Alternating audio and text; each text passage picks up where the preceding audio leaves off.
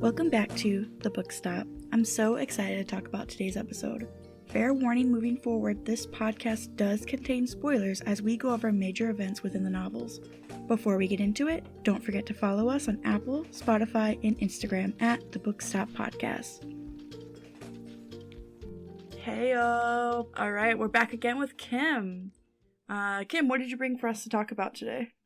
Oh, it's a doozy. We are going to talk about the most infamous vampire love story, Twilight, by Stephanie Meyer. Twilight. Before we even get into it, I will say Twilight is definitely like my guilty pleasure. It's like, I love it so much. I love watching the movies. No matter how bad they are, I love watching them. So I'm really excited about today's episode. Honestly, I kind of agree with the fact that it's a guilty pleasure. Like, I can look at this and be like, this is not quality material, but I'm still here for it, you know? Exactly. Before we start, let's go over the author a little bit. Twilight was published in 2005 by Stephanie Meyer. Did you know it took her 3 months to write Twilight? That's it? 3 months to write. And it shows. Yeah, and it sold over 100 million copies. That I can believe because of the what was it, like Twilight Mania around that time? Yeah, it popped off, and it sold so many. And so Stephanie Meyer, she's an American novelist, and she actually just released Midnight Sun. Oh yeah. Mm-hmm. Yeah, so I'm super excited to read that. It's a really smart move, honestly. It's a good business move to literally write the same book but a different point of view. It's genius. And Twilight literally started from a dream that she had about, like, a vampire that thirsted for, like, a girl that he loved. Yeah, wasn't it? I mean, I heard this kind of as a rumor, but it's good to know that it's verified. Wasn't it like she had a dream about them in the meadow? And that's kind of where all that came from? Yeah. Nice. I mean, props to her to be able to get a whole franchise out of it. Yeah. Before we get into it, I like to play a little game. So you are going to describe the plot of this book in 30 seconds. But, twist, you have to do it in Charlie's point of view. In Charlie's point of view? Her dad, yeah. I love that. Okay. All right. So I'm going to give you 30 seconds and you can begin now. Okay. So the story is about my daughter Bella comes to live with me because my ex-wife runs off with some baseball guy. So Bella comes home and it's all cool for a minute. We're hanging out. She's going to school. And then this like douchebag, pale 17-year-old kid comes in thinking he's hot shit, steals her away, and really just, it's a very abusive relationship. But she's so stuck in it, and I don't know how to fix it, so I just stand around. Oh, and then they're vampires. Well, okay. First off, good. Technically, Charlie doesn't even know they're vampires. Like, was it ever confirmed that he knew? Not in this book. Yeah. So, but that was very good. I love, like, the little bit of a deep voice there. That was very nice. Good touch. What are you talking about? That's my natural voice. But very good. So I'm gonna throw in the summary really quick for one random person that doesn't know what Twilight is about. So, high school introvert Bella Swan moves from sunny Arizona to rainy Washington to live with her dad. She meets Edward Cullen, a gorgeous, mysterious boy who's stolen her interest from the very first time she saw him. Soon she finds out the secret that his family holds, being a vampire without disrupting society. Bella enters into a dangerous romantic relationship with her immortal soulmate, and nothing can keep them apart, not even death. Oof, spicy. I can see where the interest comes from, for sure. Where do I even start? Actually, I know where to start. I think this is, to throw it back to, back into 2005, Team Edward or Team Jacob? Oh, okay. So this is a very controversial topic. It is. I would like to begin by saying I've gone through different phases of what team I'm on. So originally I was on Team Edward. Actually, no, going back, originally I was on Team Jacob before I had even read the book or saw the movie, because when the Twilight hype and everything started coming out, people kept on saying Edward or Jacob, which team, blah, blah, blah. And at the time, I had a crush on a guy named Jacob. So not having any context, I was like, I'm Team Jacob, which was dumb. So then I actually read the book and I was Team Edward because I was like, oh, he's the main character. Obviously, they're going to end up together. He's the vampire. He's like charming and whatever. Mm-hmm. And then I saw the movies and I was still Team Edward. And then, maybe a year or two ago, I rewatched the movies. And like New Moon has become my personal guilty pleasure. Mm-hmm. So a Team Jacob. Because, I mean, they're both pretty awful. Mm-hmm. So overall, Team Nobody. But like if I had to choose, I would now say Team Jacob. I definitely floated back and forth. I started out as Team Jacob because this was like, 2005, and everyone was pretty much like, you either like Jacob or you like no one when I was reading this book back in the day. But now that I've reread it, I guess from the movie point of view, I like Edward more. I know this wasn't even one of the choices, but I will always and forever be Team Charlie. That's fair. Yeah. And that brings me to my very first point. Charlie definitely deserved better. Yeah. But he was also kind of enabling a lot of the, well, I don't know. You go first and then I'll criticize. Okay. No, this is my podcast. You go first. Oh, okay. Well, so I think Charlie in some ways is definitely the best and he definitely deserves better. Bella was a lot of times very manipulative towards him. Mm-hmm. Not like super manipulative, but enough where it was like, dude, your dad wants the best for you and he's being nice and he's obviously like a lonely bachelor guy. Mm-hmm. But at the same time, like Edward and Jacob are both terrible. And like there's all this like they're all kind of like very abusive in different ways. So, looking back on it and rereading it and everything, I was kind of like, I wish Charlie would have done more to like stop Bella from being with Edward or Jacob, really. Right. Because they're both kind of shitty. But also, to be fair, in his defense, I don't think he saw a lot of Jacob's terribleness. But I guess this is also not even in the context of like just the Twilight book. This is like the whole series. Yeah. What the thing is that he, one, she wasn't going to listen to him anyways. Two, she was extremely secretive. Like, she did everything that she could. Like, every other chapter was like, I have to get home before Charlie. Like, you can't stay here. Charlie will see. And all that kind of stuff. So it's like, to be fair, he didn't really know what was going on because she didn't give him a second to even, like, catch up. And he has definitely tried to ask. He's like, are you sure you're not interested in any of the boys around here? That Mike kid's really nice. And he did try to reach out. And for being a dad of a teenager, it's definitely hard, especially if you haven't been in their lives in a few years. And, at the beginning, she really portrays him as, like, work is his life and work is his wife. And, like, all he cares about is work. But, one, he's, like, the chief of police. It's a very high, not necessarily in this town. It's not a huge town, but it's a very serious role that he has to play. And it's not like he had any other choice. Like, his wife left him and his daughter didn't want to see him. So the only thing he could do to consume himself and, like, not go crazy was to literally throw himself into work. Oh my God. And can I also say, I'm convinced that Charlie is depressed and that is partially the reason why Bella is depressed, because depression can be somewhat genetic.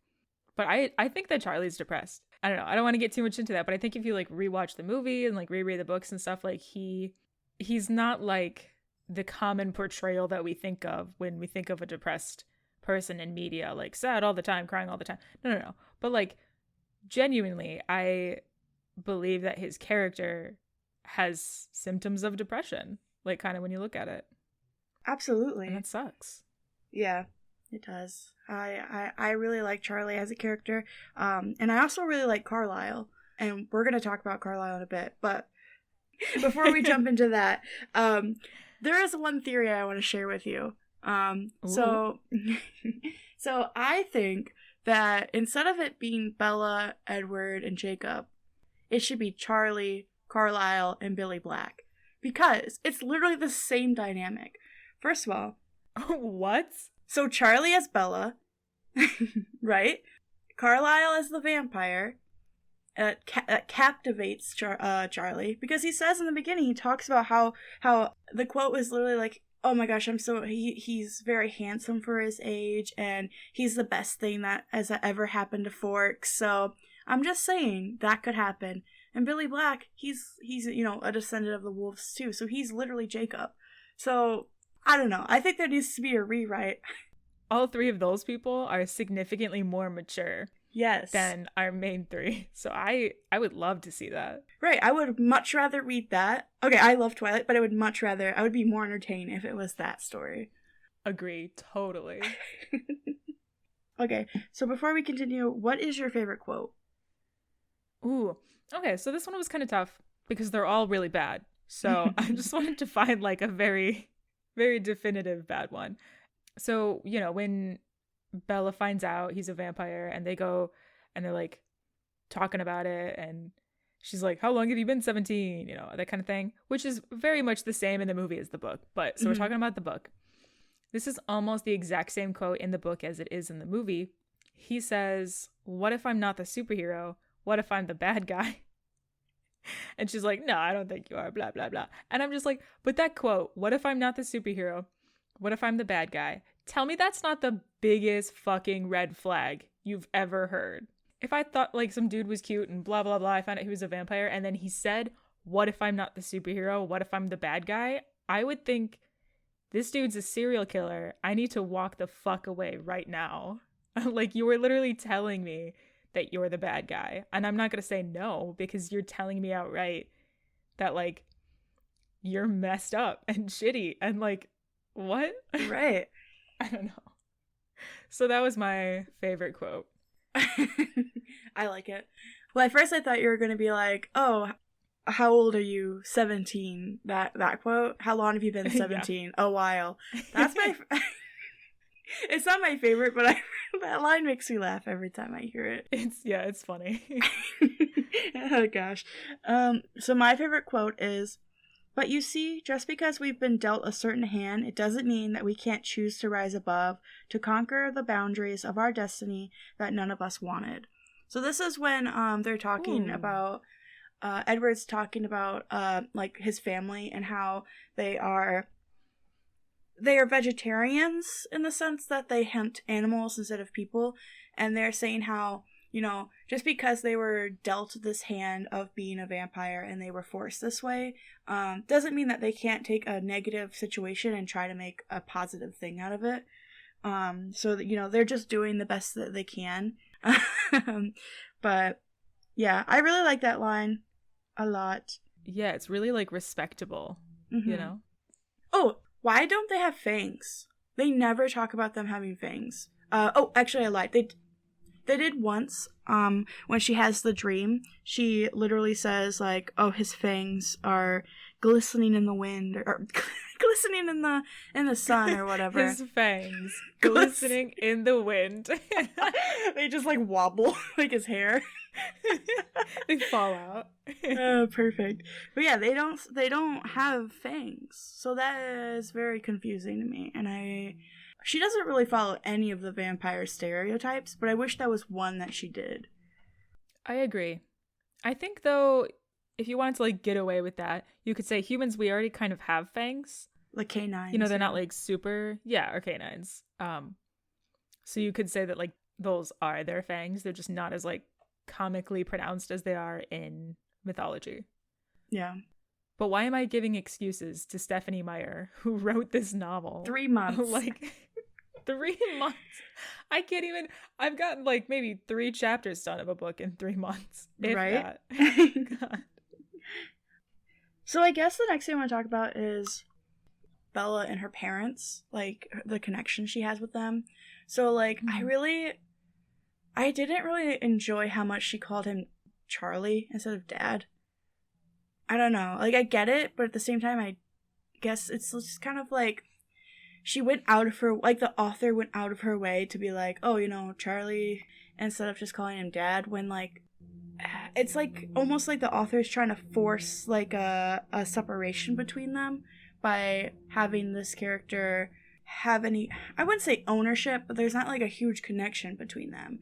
I feel like, calling the character Charlie or, their name instead of like their as dad is very weird to me. Yeah, least. especially because like, God, I don't remember specifics, but it felt to me like she knew him as dad. Like it wasn't, I don't know how long they were divorced, but again, it feels like she would have known him as dad and not, it wouldn't have been so separate. Like he wouldn't have been so separate from her life that she would have all of a sudden been like, oh, this guy, Charlie.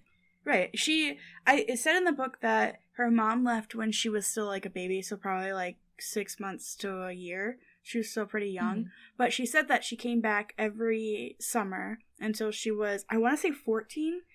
And then Charlie met her in California and had like the summer with her there. So she definitely knows him as dad. Like that's, it's not like she's just met him again and it's been like 18 years. Like, I don't know. I felt like that was very forced almost. In the movies, they play that off as it kind of almost feels like Bella's like rebelling a little bit already. And she's like kind of trying to assert independence by calling him Charlie.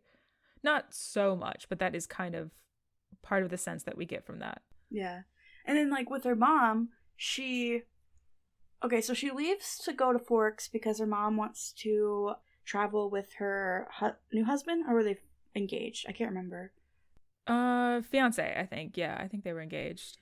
And it's like, I feel like that's a really bad way to get her to Forks. Because at this point, she's like 17. She probably could live by herself for a while. Well, she's still in high school. Yeah, she's still in high school, but... Yeah, you wouldn't want to just like be like, oh, get on your own in high school. Like that would be rough. She also talks to her mom over email, which I don't understand. This is in 2005. Texting... Okay, maybe not texting, but you could at least talk on the phone. She didn't talk on the phone with her once in the book. It's only over email. I'm like, I don't understand. Like, she's like, I waited a week to email my mom. What? No. Get on the phone with her. I know, that was weird. Does she have a phone? I guess, do we establish, does she have a phone? Yeah, she had the house phone. Oh, yeah, I guess that's fair. Mm-hmm. She talked to Jessica on the phone all the time. True. Yeah, okay. So, no excuse, Bella. No excuse. Call your mother. She misses you. Exactly. So one thing I want to criticize about... Only one thing? No. The next thing. Sorry. The next thing I want to criticize about the writing is how much eye contact there is. A lot of the book deals with like, oh, I winked at Edward, and at the most awkward moments too. It's just really weird, and there's just like a lot of the dialogue wouldn't even like make sense half the time. And then she's like, I winked at Edward to get my point across. And I'm like, what are you saying right now? There's just a lot of eye work. I totally agree. To be fair, though, in Stephenie Meyer's defense, you can't write like 17-year-olds having sex. You can only write like sexual themed eye contact. Like, I fluttered my eyelids. It wasn't even... Can you imagine if the whole book was just like... Oh my god, wait. Let's talk about... Because 50 Shades is like technically a fanfic of Twilight, right? Twilight. Mm-hmm. What if 50 Shades was just like a PG 50 Shades and all they were doing was having like sexual eye contact and occasional like lip licking? Stop. But that's way off topic. I'm sorry. Oh gosh, that would be I don't know, I feel like it'd probably take off as much as it did because people are weird. Someone's got that fetish. I'm not judging. I am. Good. Who is your favorite character? What would you say is your favorite character? Ooh, no one. No, I guess if I had to give you like a real answer, I know. Probably Alice. Okay. Or Charlie. I think Charlie... I would guess Charlie in the context of just the first Twilight book, because they give him like a full chapter of his background. It's very compelling. It's very interesting. You want to know more, and eventually you do know more. And he's always like this very nice guy. I think especially it's very fascinating to have a vampire character that is a doctor. because that's so like opposite of what you would think, and it is very him. Did I say the word Charlie? I meant Carlisle. You said Charlie, yeah. I said Charlie. I'm so sorry. I meant Carlisle, but you guys know what I mean. Do you? Okay. Have you read the book? Oh. Spoiler. Spoiler. I like Carlisle too. He is it's a tie between Carlisle and Emmett. I think he's just got that, that big brother vibe. And I feel like I wish we would have saw more of him in not only the movies, but more in the books, especially in the first one, when it was all about, Edward and Bella, and there wasn't a lot of characters and, like, involvement in this one. I think in the other ones there are. I haven't read it in a while, but I just really like Emmett because he's a cool guy. He's just chill. Yeah, he's also, you make a really good point, because I feel like he's a super underrated character. Yeah. He's also, in my opinion, like, the most dateable, the most eligible bachelor in, like, the Twilight universe. Like, he seems like a kind of guy, like, if you dated him, he would be, like, super psyched about Sunday Night Football, and you wouldn't really care that much, but he'd be, like, cool about it, you know? Mm-hmm. Does that make sense? Like, he wouldn't be like, oh, I gotta watch the game, it's my life. He'd be like, oh, I'm watching the game with my best girl, and, like, we're having food and snacks, and it'd be cute. During the commercials, he would, like, turn to you and be like, so how you doing? What are you doing on your phone? Like, yeah, he'd be like, he'd still be engaged with you. Yeah, exactly. Yeah. Mm-hmm. So I vibe with Emmett. I want a spin-off of just Emmett's story. Yeah, we really don't get background on him. Yeah, the only thing is that I think Rosalie saves him from being, like, killed by a bear. But other than that, there's not a whole lot, which is really sad.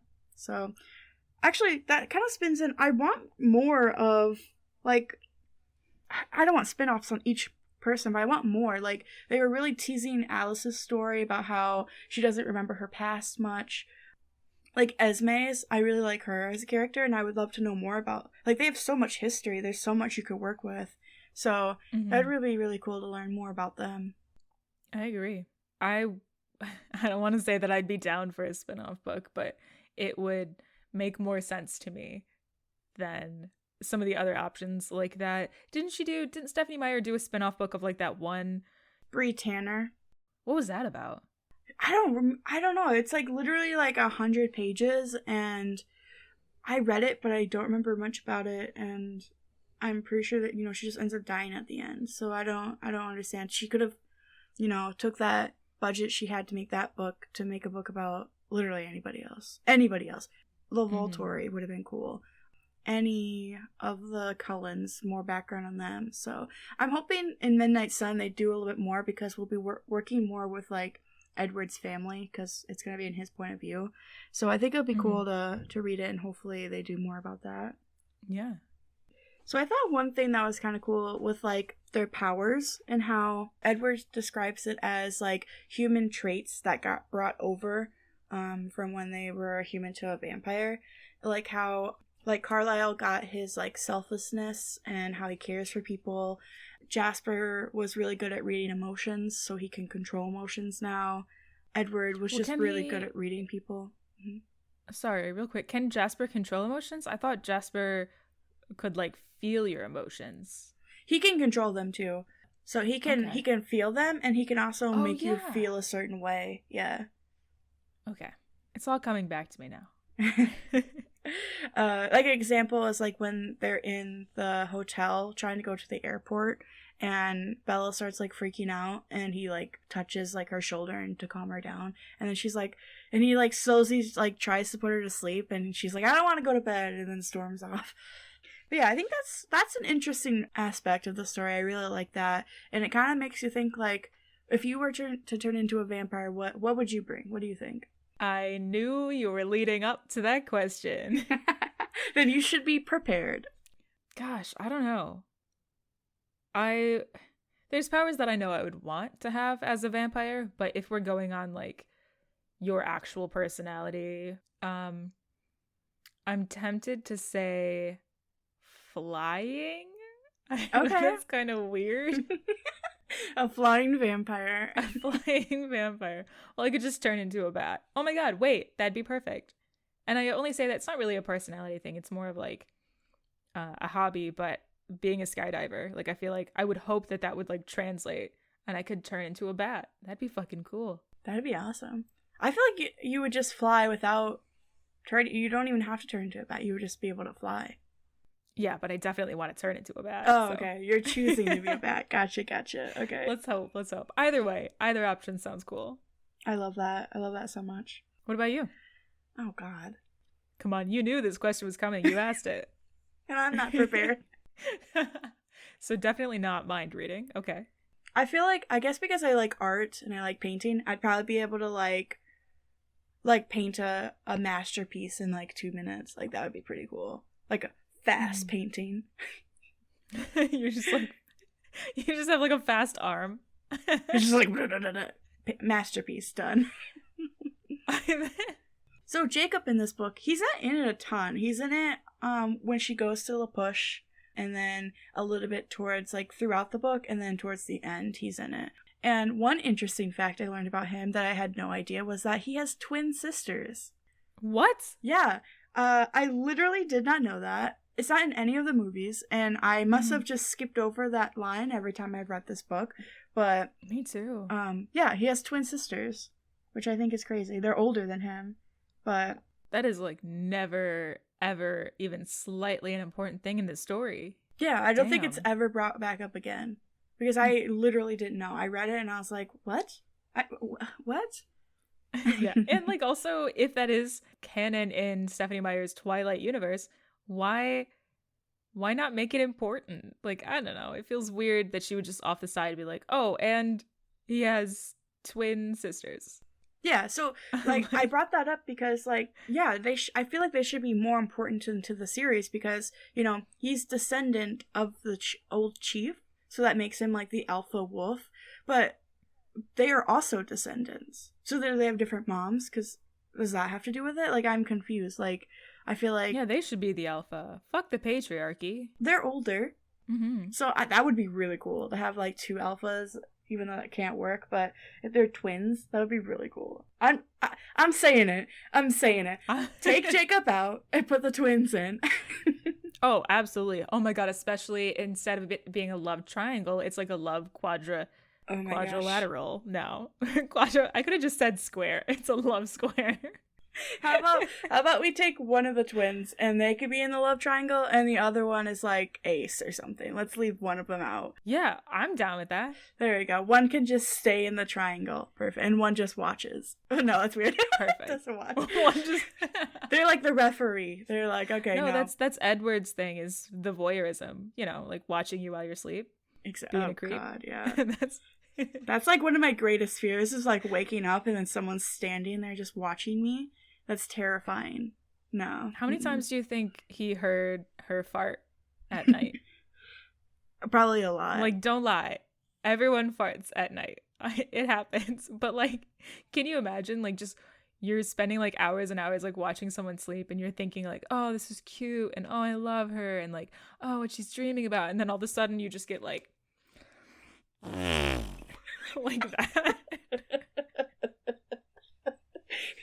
And then he's like, wow, I'm just so in love with her. He's just like, damn, even her farts smell good. Stop this. Oh, God. Okay, I'm reeling it back in. We're reeling it back in. Okay. Oh, God. So Twilight. So who would you say in the first book is your favorite relationship? Does Bella and her tiny cactus in the beginning of the film count? Well, we're talking about the book, so no. Damn, okay, you're right. Jasper and Alice, I think. I feel like that's most people's favorite couple. Like, they're pretty cute. They seem like they get along well, and like they respect each other's boundaries and then they don't emotionally abuse each other. Like yes. Bella and Edward and Jacob. We're gonna talk about that, but yes. Yeah, I like them. I looking at their backgrounds, and I really like that. I like that how all the relationships, like, it's one saving the other, and I think that's very cute. Can we actually, for a second, can we talk about, because Jasper's backstory isn't really talked about in Twilight. Like, you know, he's got like a little brief like, oh, this is Jasper who blah blah blah, but they really get into it in one of the later books, in the third one. So he's like, he was in the Civil War times, right? I mean, correct me if I'm wrong. Yep, the Confederate. Yeah, he was on the Confederate side. He was on the Confederate side. He was pro-slavery, guys. What? Hey, you're the one that said that was your favorite relationship. No, and that's why I want to stop for a second and be like, let's, you know, he was in the Confederate Army. I'm for some reason giving him the benefit of the doubt because I think the Jasper that we know in this series is like not a terrible racist anymore. I guess I'm hoping that he's not a terrible racist anymore. Because otherwise, if he's still like, yeah, good times in the Confederacy, then I would totally redact saying that Jasper and Alice are my favorite couple because I would be like, Alice deserves better. But if he, you know, when he became a vampire and everything and like all that shit went down, if he was like, oh, you know what? I was wrong and terrible. And then that's the Jasper that we know now. Mm-hmm. Then I would keep to saying that they're my favorite couple. Yeah. So who's your favorite couple? So my favorite is Esme with all of her children. That's not a couple. It's not. I didn't ask you what your favorite couple is. I asked you what your favorite relationship is. So. Oh, yeah. Damn. Okay. So I think Esme's just a really good mom. She has like this really uncontrollable passion for all of them, and she wants them to be like really safe and really happy, and she'll do whatever she can to make sure that they are happy. Well, that is reasonable. Like, I don't know. I just really wish there was more. Like, I just want more. Okay, I want more of like Esme and Carlisle's relationship. I want more of, you know, more backstory. I just want more. Yeah, honestly, a series that would just describe how the whole Cullen family came to be, that would be fascinating.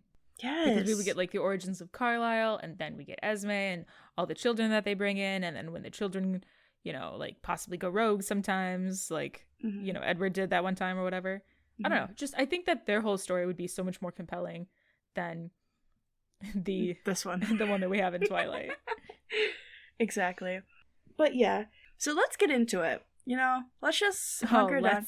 Let's get into the story that is Twilight. Let's talk about Bella and Edward's relationship.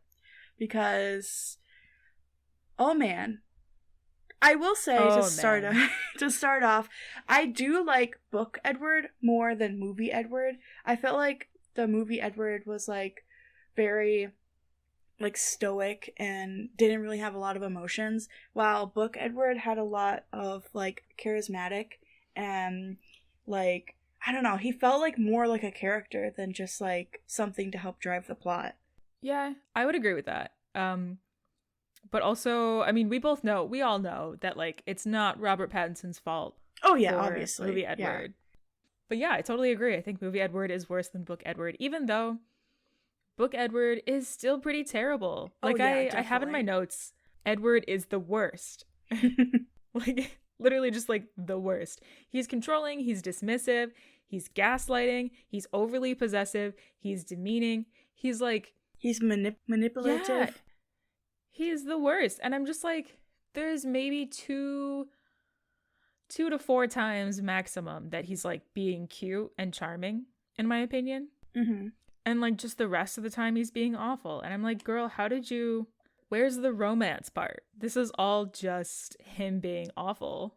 This is what I want to say. It's like, is their love even real? Does the connection they have, it honestly sometimes doesn't even feel real. She's like just too dependent on each other. And there was a line, he literally said, I think you are just too intoxicated by my very presence. I feel like half the time, it feels like she's under a trance. Like... Yeah.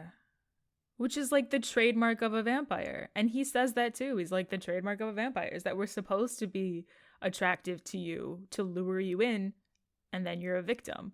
Which like is very much what this is. Even though Bella is not a physical victim of vampirism, you know, in the classic way that like she gets bit, sucked blood dry, and then dead, like kind of thing. Mm-hmm. Like, even though that specifically does not happen, she is like emotionally a victim of vampirism, because like that's what happens is his charm and his like cuteness or whatever the fuck like draws her in, and then she's trapped in like this abusive relationship. Like at the beginning, it was cute at the beginning because it felt like a crush. And she was like, I'm excited to go to school tomorrow and see him. And I'm like, okay, that's fine. But the farther out it gets, the more she learns about him. And like the more in danger she gets, like with James. Mm-hmm. It's just like, I don't know. Like she was willing to put like her life and her family's lives in risk for some guy. And I just don't, I don't know. That's just my opinion, though. Like, I don't want anybody coming and backing with some hate, but... Oh, bring it on. I just feel like she's just... It's also the fact that she's very, she's very emotional. She's a very emotional character. So, like, her walls are very much, like, very easy to knock down. And I feel like he takes that as an advantage, almost. Like, he's like, oh, okay, For sure. And like that's the thing too, is like Bella is not innocent in this series either. Like she's pretty terrible too. But Edward is also just like significantly worse. Like I don't know. They both need some therapy and like to mature. And some space. Except that happens in New Moon and it makes it worse. That's the thing, is like literally from the beginning of Twilight to the end of Breaking Dawn, it happens over, I want to say, a year. Yeah, I think it's like a year or two. It's like nothing. In this one, she starts as a junior, and then the other one, she graduates, and then everything happens. But that's just a lot, it's a lot to happen in literally, I'll give him 2 years. I'll say 2 years. It's just a lot to happen. And I don't know, I personally like, I like more slow burns. Like I like when it's like drawn out and you see more of like almost like a need for them to be together. While as Twilight, it feels very rushed and, oh, he didn't come to school for a week and now she's super, super sad and now he's back and she's completely fine and she's just all over him and I'm just like, eh. Yeah.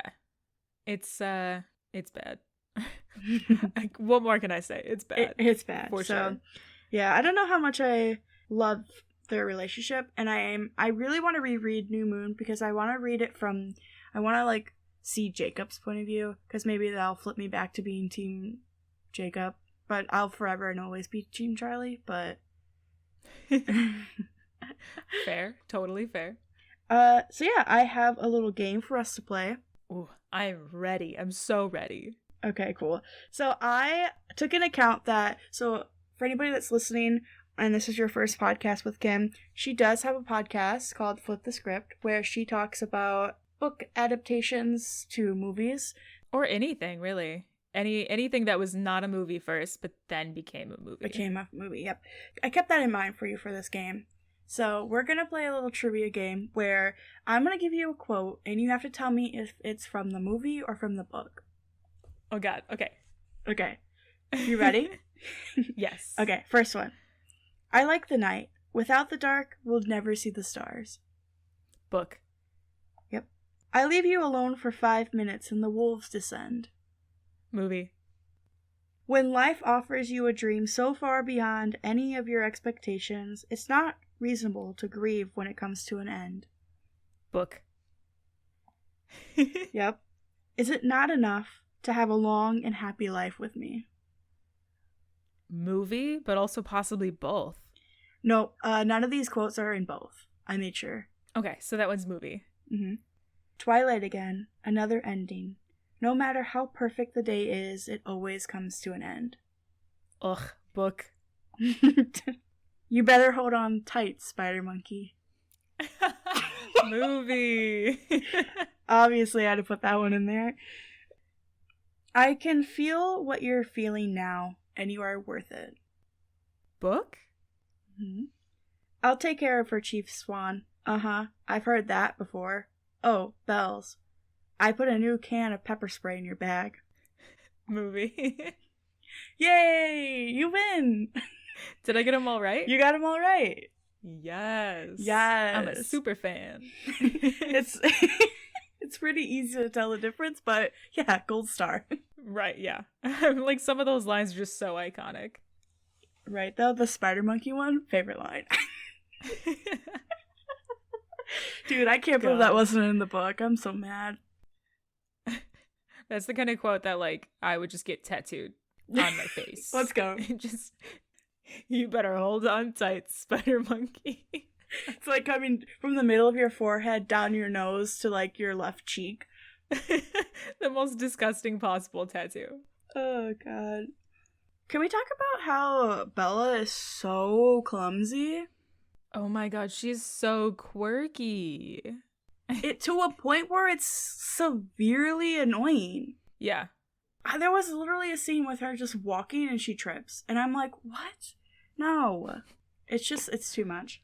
I don't understand how someone could be that clumsy. And I'm sure that there are people who are like that and they're like, I just, I trip all the time and it sucks. But it just feels like such a very classic device for Stephenie Meyer to be like, oh, she's really clumsy. And that's how I can excuse that she gets into all of these difficult situations. Right. It's literally what made the end work because, like, they said that she fell through down the stairs through a window and it only worked because she was, like, so clumsy, so it was believable. But it's like, I don't know. I didn't like that. I didn't love that she was super clumsy. To the point where it was almost like comical, but that's just me. That's the thing is like it's a very like I'm quirky, I'm clumsy kind of thing. Exactly. So, in your opinion, is there anything that you would have like done differently, or like did a different way, or just any kind of missed opportunities? The whole series, how I would have done this differently. Just re-listen to this podcast. Yeah. First of all, if I would have written this series, it would have been instead about, again, the Cullens and like different installations of their origin stories. Because that, again, I think is way more compelling and interesting than this story. Or what I would have done is I would have set it up kind of like similar in, in the beginning up until the point where Bella changes into a vampire. And then I would have had her fucking turn around and be like, oh, you fell for it, and just like destroy Edward. Because that would have been so cool to see the whole time she's just actually acting clumsy and acting weak and acting emotional for the sake of becoming a vampire so that she can be powerful and live forever. And then she would just throw it off on Edward and be like, you're terrible, kind of thing. You could even do it where like she eventually does start falling for him. Like she was trying to become a vampire, and then so there's a lot of different ways you could have done this, and it would have been better. Every single one of them. Just kidding. So true. I'm so sorry, Stephenie Meyer, but also not. I think she's found a place where she's like, look, people like it and people don't like it, and I've made money and I've made my peace with that. So good for her. Good for her. She'll be mad for 3 months and then move on. So I think for myself, let's say I'm not going to touch the book, I'll leave it like that. But the one thing I wish was done differently was the hunt chapter. It is like the climax of the story, and I think it was just underdone. Like, it was pretty much like, okay, get there, do it, and it's done. And you don't see anything. She's just in pain the whole time, so I don't know. I feel like for being like the biggest part of the story, like what everything pretty much leads up to, it should be a lot bigger and a lot more detail and played out differently. So there's a mountain of other things that I would change, but that's in the sense of her writing and the story itself. I would like that to be a little bit more because it felt very like, oh, here we go, and then boom, and it was just a straight downfall. Right. Totally. Yeah. Is there anything else that you could think of that you want to talk about? I know that this is not related to the Twilight book or any of the Twilight books, but I really appreciated the plot twist in the last film that we got. Because if you have read the books, I don't know, I feel like everybody by now knows that the big plot twist in the last movie was unexpected. When they fight the battle and people die and Carlisle dies and everything's sad and crazy. And then at a certain point it stops, and Alice is like, that's what your future is going to be, to, mouse face guy. And she's like, oh, that didn't actually happen. That's just what your future is going to be if you continue this path, kind of thing. Like that, in theaters, loved it. So that's the last thing that I want to say is I think one of the best parts of this series was not written in the books. To branch off that, yes, I do like that. I really liked it. But honestly, I kind of wish it would have just kept. I wish that she would have just killed off all those characters, because this is the end of the series. She said that she didn't because she was going to revisit the world, but, just make new characters. Like, I don't know. I just wish at some point, I just wish somebody died. Like, I don't think any of the characters, they didn't lose any important characters in the whole story. And I feel like if you're going to write a book, you need to have some sort of sacrifice. Something. Yeah. Like, kill off one of the big three. Kill off Bella. Like, she becomes a vampire and then her head gets cut off and she bursts into flames. Well, that's why I see it would have been cool if she would have turned on Edward when she became a vampire and killed Edward. Now she's the alpha vampire. There you go. She's Carlisle now. She's the dad. She's the daddy now. Oh, gosh. Before we go, let's do the rating scale. Ooh. So yeah, we do it a little bit different here on the podcast. We make up our own little rating scale. So I'll go first. I would give Twilight, the first book, 7 Cullens out of soon to be 9. Ooh, okay. I see what you did there. Clever. 7 out of 9. That's high. That's a pretty high number, I think. Like I said, it's my guilty pleasure, and no matter how much I hate this book, I still love this book. I don't know why. If I were to rate the book, it would be in sparkles. It would be out of 10 sparkles, and I would rate this book a 2.7 sparkles out of 10. Okay. Maybe a 3. Sounds good. That's like another thing I wish we talked about earlier, but like the diamonds, I don't understand the glitteriness. It was mentioned for a very, very short period of time in the book because, the rest of the time he's supposed to be in like shade and, cloudiness, but I don't know. That's like one of my least favorite thing about it is the sparkles. To be fair, it could have been a unique thing, but it was just done very poorly. Yes. Mm-hmm. Like even in the movie, there was a lot of scenes where literally parts of his body were in the sun and he wasn't sparkling. Like, yeah, if you're gonna do that, then go all out and do that. But whatever. Maybe they'll do a remake soon. They'll do a whole new remastered Twilight movies. Oh, they will. I'm still gonna watch them, so whatever. But yeah, if there's nothing else that you could think of, thank you so much for coming back on to the Book Stop. We love having you. Yeah, man, anytime. Great to be here. Kim will be back soon. She will be back in the future, so don't worry. Hell yeah. But yeah, thank you again. Bye. Thank you for turning the pages with us this week. If you've enjoyed this episode, show your support on social media. Don't forget to turn on your notifications to get a reminder of the next episode. Thanks again for listening to The Book Stop. Bye!